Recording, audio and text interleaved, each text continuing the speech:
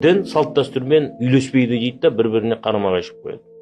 Дін мемлекеттің саясатымен үйлеспейді, бір-біріне қарама-қайшы қояды. Жалпы мәдениет пен дін ол дәстүрлі дінде тұтас екі ұғым, бір-бірімен үйлесетін нәрсе. Бұны ажырататын екі түрлі күш бар. Бірінші күш отарлауға қызмет жасаған шығыстану білімі. Олар үшін қақтығы сызықтарын сызу керек, жергілікті халықтар үшін.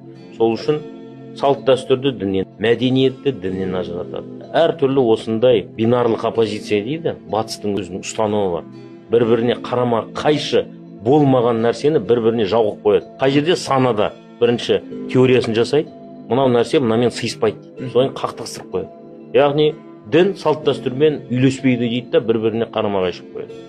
Дін мемлекеттің саясатымен үйлеспейді, бір-біріне қарама-қайшы қояды. Дін мәдениетпен үйлеспейді, сондықтан бір-біріне қарсы қойып қояды. Ал енді біз аталарымыздан қалған мұраны қарайық. Ол жерде керісінше дін мен мәдениет тұтас. Қазақтың кез келген термесін алыңыз. Кез келген өңірден шыққан біздің мұраны алайық. Жазбаша, Иван Хикметтен бастап, Абу Насыр Аль-Фарабиден бастап, Ахмет Егуникиден бастап, Жүсіп Баласағұннан бастап, Махмуд Қашқариден бастап, Хасамеддин Сығнақиден бастап, Ауамеддин Итханиден бастап, кез келгенін алыңыз, қазіргі заманға дейін соңғы кеткен алаш зиялыларына дейін, Салқар Міржақыптың насихаты ғумумиясы, Абайдың қара сөздері, бәрінде дін мәдениетпен үйлесіп отыр. Екінші, қазіргі таңда бұны жасап жатқан деструктивті діни ағымдар. Деструктивті діни ағымдар келеді, дінді мәдениеттен, тарихтан, территориядан,